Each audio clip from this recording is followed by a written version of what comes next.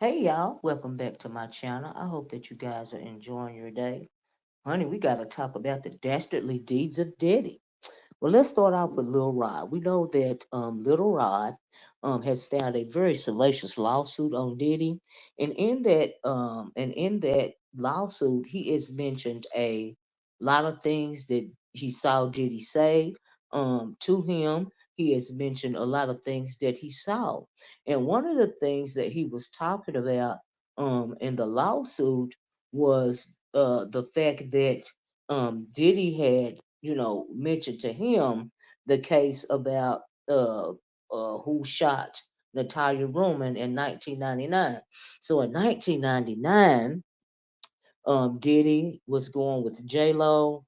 He was at a club with the BMF guy, Big Meech, and he was also with Wolf Jones, the guy that's the guy that everybody believes is Misa Hilton's son's Christian Combs real father, right? So they were all in a club in Atlanta. The club was called Club Chaos. So rumor has it that Diddy had been whispering things into Big Meech's ear and then going back and whispering things in Wolf Jones' ear because he had found out what Wolf Jones wanted to do, right? So in an effort to get Wolf Jones, now this is rumor, allegedly, right? These are things that people like Gene Deal and Mark Curry were saying, right? So allegedly, during the time of the nightclub, there was also a young rapper by the name of Shine in there.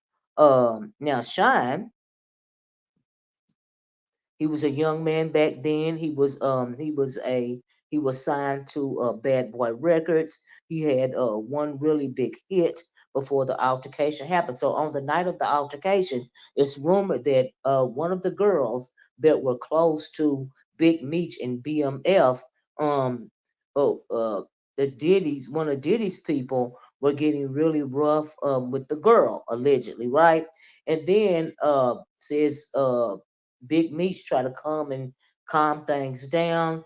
Things got out of control. Wolf Jones and Big Meech got into it because he didn't appreciate Big Meech, coming for the bad boys or whatever. Allegedly, Diddy got into it, and Tanya has been saying for years since 1999, and nobody would listen to her back then. But Honey Korma is a crazy woman, and Red Hills, and she would stomp all over your life when she get ready, right? So Tanya has been saying since 1999 that during that incident at Club Chaos, um, uh, J Lo took a gun allegedly, everything is alleged here, allegedly took a gun out of her purse and gave it to Diddy. Now, y'all remember when Cassie said that Diddy would make her carry guns around in her purse? Okay, so Tanya said that J Lo took a gun out of her purse, handed it to Diddy, and when Diddy started shooting at people that were into it with the bad boys, um, Tanya was that he shot her in the face. Right? She has maintained this over the years, since 1999. Right? Her story has never changed. She has always stuck to the fact stand that Diddy shot her. Well, we also know that in 1999 that instead Diddy was arrested. Allegedly Diddy was arrested. J Lo was arrested. This is not even allegedly after this incident. Now they're in Atlanta. You got to remember they're in Georgia. They're not in New York, where they don't have no power over nobody. They're in Atlanta, right? And so and it's different down south, right? So J Lo was arrested. Diddy was arrested. Shine was arrested. A lot of people were arrested after the incident. But Shine, they say now Shine has always maintained his innocence, right? So this young rapper says that he agreed to be the fall guy for Diddy, right? So he was young, he was impressionable, and when you young, you make a lot of bad decisions, right? That coupled with the fact that allegedly Diddy paid him $1 million. He did 9 years in jail. And after he got out, the way that Diddy paid him the $1 million was also very suspicious because people were saying that he got paid $1 million because he was going to do another album. This album to this day has never come to fruition, right? But Shine, which is now a politician in Belize, has always wanted to be vindicated. He's always said that he was innocent, that he didn't do it, right? And so he did an interview, and this comes from the Neighborhood Talk. It says Shine says everyone knew he was the quote unquote foul guy in 1999 in the 1999 club shooting involving Diddy. The victim says she's willing to have listen to her. Listen to this, y'all. She's with Tanya Rubin is willing to have the bullet fragment in her face removed to prove that Diddy did it, right? Wants the case reopened. He wants the case reopened, or Tanya wants the case reopened, or both of them possibly want the case reopened because Tanya wants Diddy to pay for what she did, and Shine, the rapper Shine, his name is Jamal, wants to be vindicated because he doesn't want people thinking that he did something that he didn't do. Like I said, he's grown up now. He's a politician in Belize, and he's always maintained that he didn't do it, And so in the interview, I listened to a little bit of the interview that he had over there in Belize, and the guy was saying, he was wanting Shine didn't. He said he didn't snitch back then, and he ain't snitching now. But the victim is saying who done it, right? And he always maintained his innocence. Then he said that's what he said in the interview. Now I don't know if he had to say it that way because he was paid, to keep silent and be the fall guy, for this incident in 1999. He did his time. He allegedly got paid his money. He still ain't snitching, but he's still saying. But what he is saying is, look, I'm not the foul guy, and everybody know who did it for real, right? I'm just the one that was young and dumb and went to jail for it, right? Now, some people side eyeing him, not saying that Diddy is not the one that done the shooting and Shine is trying to just play it out. No, because ever since this happened, years and years and years, people have been saying that Shine was the foul guy, right? But some people are questioning the fact that it's been a little hypocritical, right? Because a couple of years ago at the VMAs, when the VMAs were honoring Bad Boy Entertainment, Shine performed his one hit wonder, with Diddy, right? And then in a suit, child, in a suit. Now I don't know why in the world he performed his 1999 one hit wonder in a suit, child. He is not going to put that politician look down, baby. He said he is not this anymore. He is not a young, a dumb boy anymore. He is a politician. But I will take a moment and do my one hit wonder, right? Have my moment of glory, relive my past once again, right? So, anyway, that's what had happened with Shine. So moving right along, when it comes to Diddy's connection with BMF, I told you Big Meech was in the club that night. We have also heard over the years through people like Gene Deal and a whole lot of people that Diddy got his startup money for Bad Boys Entertainments from BMF, the Black Mafia family, right? And Big Meech and his brother are the founders of BMF, right? So here's the thing. People have also been talking about Diddy and these possible alleged RICO charges, right? And people were wondering, for years Diddy has been implicated, allegedly with having mob ties when it comes to the Black Mafia family, right? It's also being alleged that he laundered money for BMF back in the day. Now I seen an interview one time with Big Meech's brother, and he was saying that he had a company, and his company, I think he said it was a security company or something, did work for Diddy, right? And so, and he said a whole lot of other stuff, but the interview was so long I couldn't find it, y'all. But anyway, he definitely has allegedly has ties with BMF via the money that he got to start up his company. And if you know anything like I know, especially back in the day in the 90s, everybody wanted to be in the rap game, right? So that in order for him to get the money that he needed, he had to get the money from BMF. And once you in, you in. What they say, blood in, blood out, or whatever. So anyway, uh, uh, fast forward to people also stating that one of the reasons why Diddy hadn't got caught up yet is because he's got a lot of things on a lot of people. Like well, we're gonna get to that. But anyway, they're also saying that I lost my train of thought, y'all.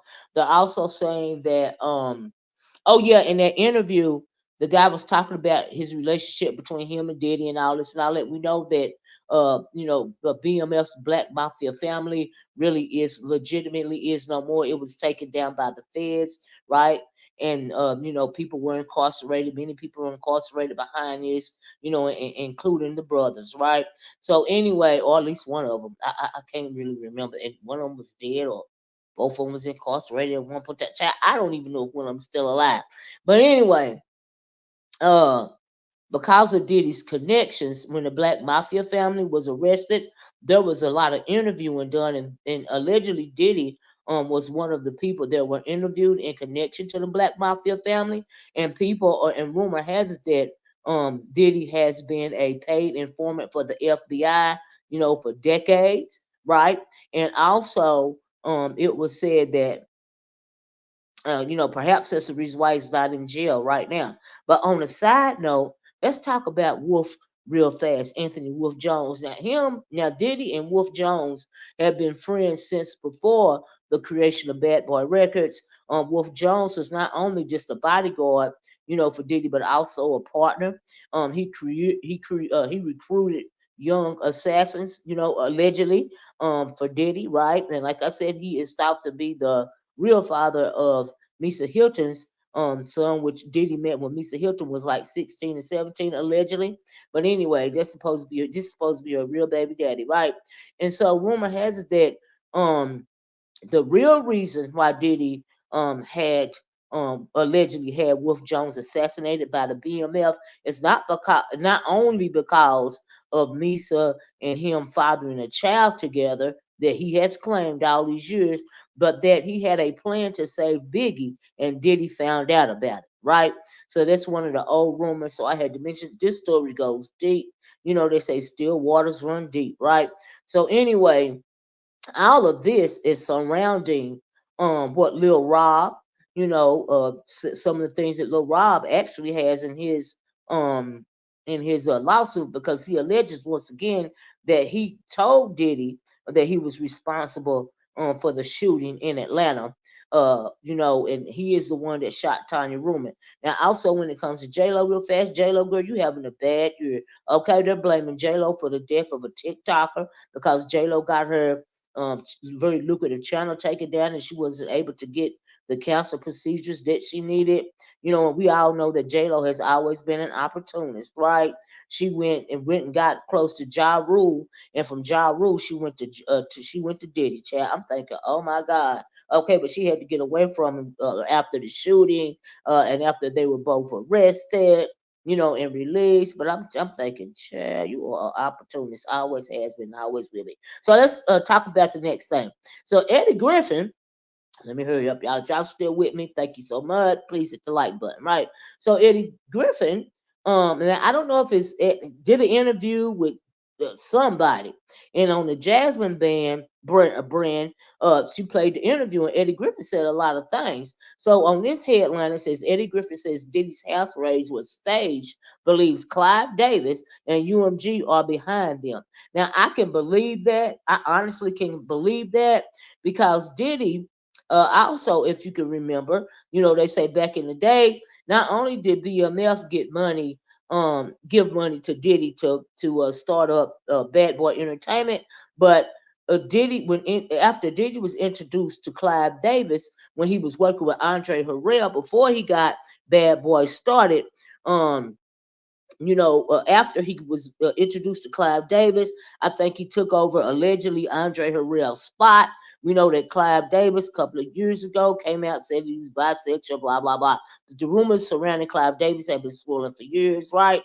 And so Clive Davis became a mentor of Diddy. Not only did he become a mentor of Diddy, he also played a part in helping Diddy, not only with money, but also structuring and deals and all this. He was behind, Bad Boy Records helping out Diddy, and they have had a relationship for decades, right? But when Little Rod stepped in and started and sued. What he did was sued UMG Records. I think this Lucian guy and all of that, and all this and all that. Now Diddy didn't have anything to worry about, in my opinion, until until Lil Rod put that little Diddy in a lawsuit of him suing UMG Records, right? So I feel like that the reason, in retrospect, I feel like the reason why Lil Rod did that was not because he wanted the necessarily to sue UMG Records. I think it was kind of a way of a get back at Diddy for whatever Diddy did to him, right? And he is accused of Diddy of SAing him and a whole lot of stuff. Because I think that Lil Rod, and if Lil Rod didn't think it, I think that because of what Eddie Griffin saying, and because of the stuff that Diddy had told him allegedly that was in the lawsuit, along with him suing UMG Records. I think that is what I believe Eddie Griffin, because honey, they went to Diddy's house like he was El Chapo or John Gotti or somebody with tanks and all this. I'm thinking he a a wannabe rapper. You know what I mean? I'm saying, Chad, what is going on?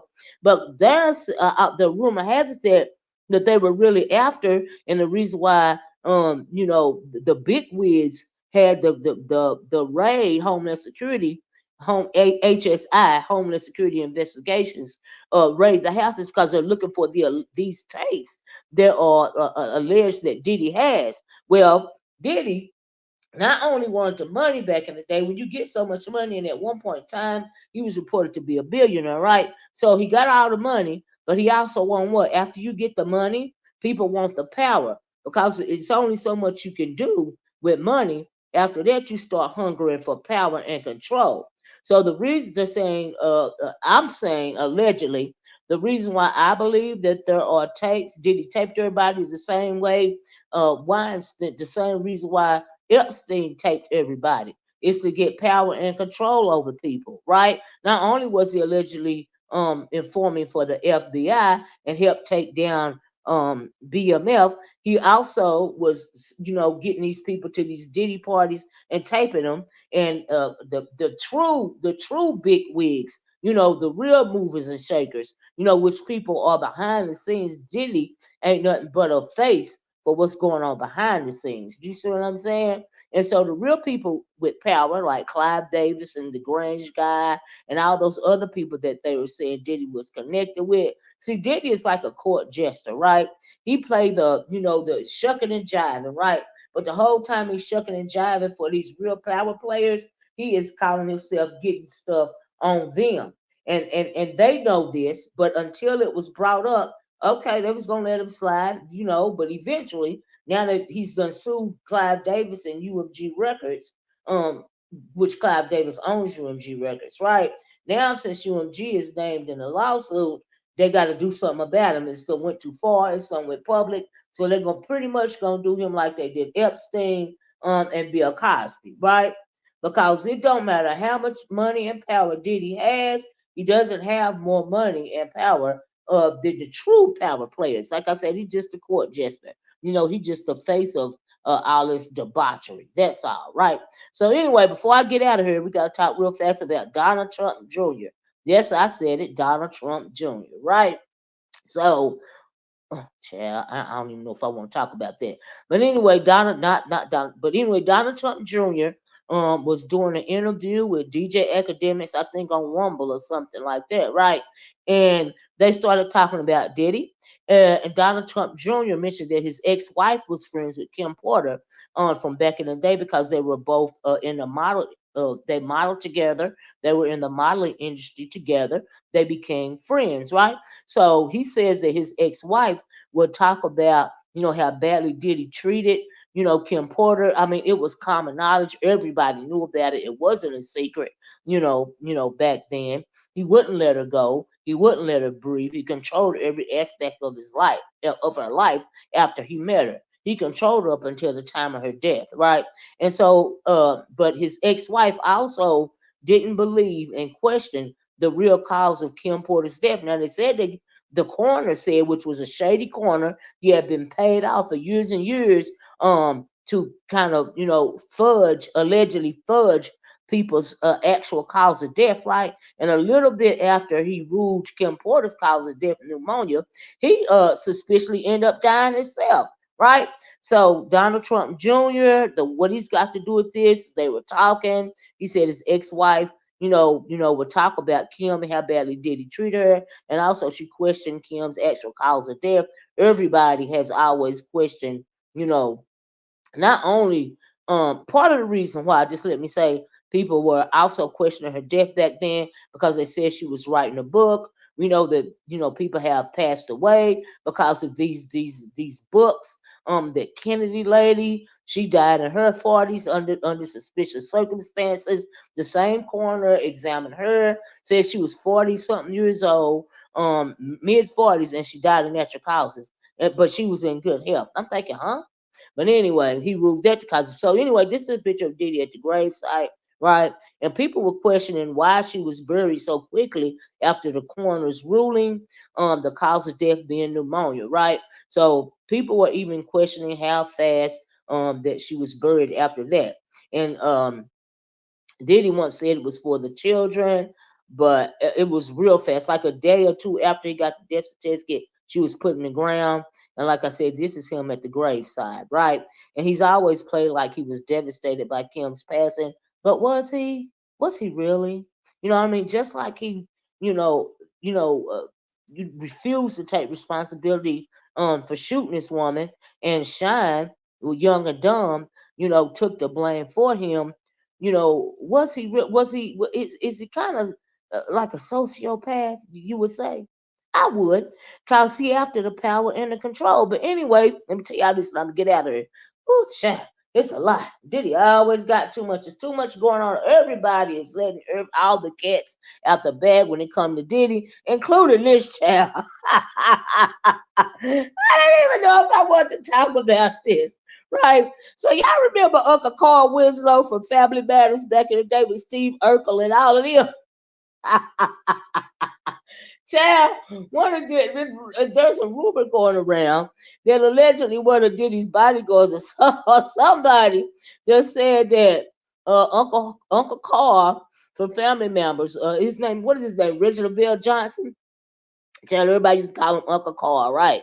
So anyway, says Uncle Carl had to give up his peach, child, had to give up his peach when he came to Diddy to borrow money. So he was having money, allegedly, he was having money problems. He went to Diddy to get a little quick bag, but Diddy said, wait, before I give you, I'm gonna give you this money, but I'm gonna need you to do something for me first. Okay. And so we know Diddy like I'm chunky sometime, right? Okay, we saw the real, we saw Rick Ross, the Clive thing, the Clive Davis thing. He like, he like them big sometimes. But anyway, he told Uncle Carl, if before I give you this money, you got to basically bend over and touch your toes, right?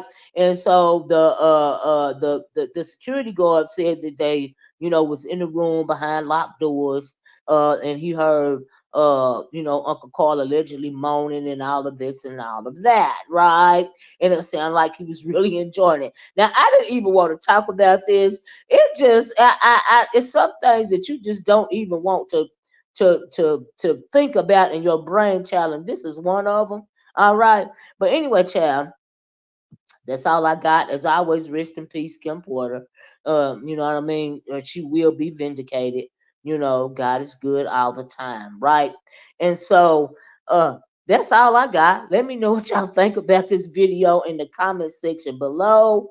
Child, do you feel like it's too much going on with Diddy? Because every 5 minutes is something else going on. And do you feel that they get ready to do him like they did Epstein? Because no matter how many takes he got, we know that Epstein had takes too. Okay, and he wasn't even melanated. What you think they're gonna do to Diddy? Right. So let me know in the comment section.